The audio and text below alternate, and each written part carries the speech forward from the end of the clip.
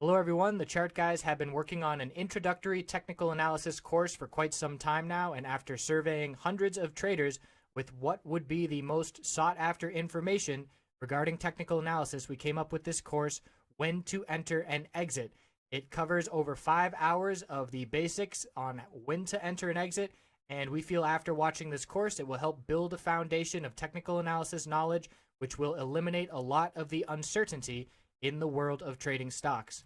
So the course outline, we go over the psychology of trading, establishing a game plan, the different indicators we use to signal a bullish and bearish entry, how to recognize support and resistance levels, poor entries, where traders make mistakes, exit targets, how do you know where to sell your trade, where to place stop losses, that's very important, minimizing losses is what keeps you in the game long term, my personal preparations, how I go about getting ready for each trading day, and then piecing it all together, utilizing all the information we just learned and how to apply that in the real world for making successful, profitable trades.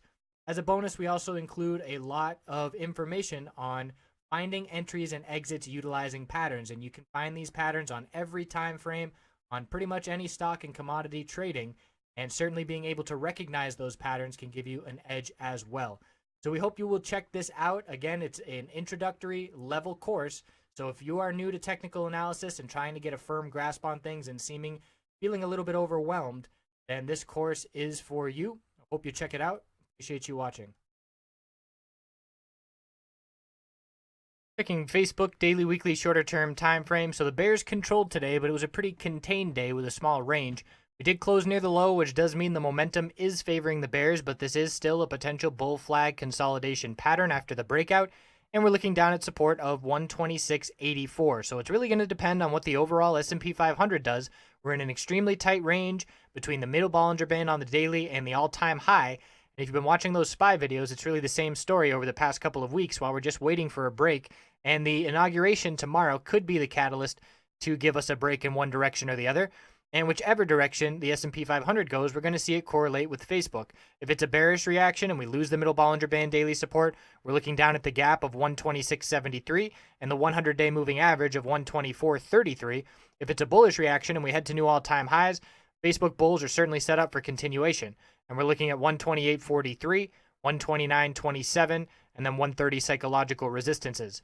Weekly time frame, little week of consolidation after 2 big bullish weeks, so not really much to see here. Could be forming a bull flag here on the weekly as well, so it certainly doesn't have to just take place on the daily time frame. We could consolidate for another week or two, and as long as it's contained and healthy, not on increasing bearish volume, we could see a bull flag pattern form. So that's definitely the shape of things now, and it's going to require a market dump, in my opinion, to ruin this bull flag consolidation, which is entirely possible.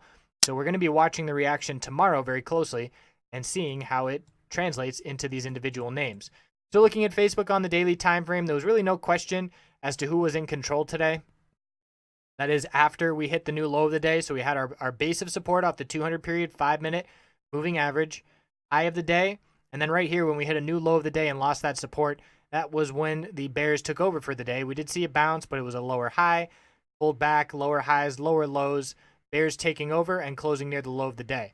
So very clearly, bulls only shot the bulls had was in the first half hour of trading. Looking at the hourly time frame, we lost that 20-period moving average support towards the end of the day, and we're in a channel between the 100-period support of $127 and the 20-period resistance of $127.96. So a lot of these names, Apple, Facebook, Amazon, they're all set up for the bulls on the daily time frame with normal healthy consolidation, and it all really depends on what the S&P 500 does once it breaks from this tight sideways range that we've been in for about a month almost at this point. And we will certainly check back in over the weekend and see if it was the inauguration that gave us that catalyst or if we still wait for another catalyst that will potentially be coming in the coming week or two. So thanks for tuning in. I'll see you tomorrow. Have a great night.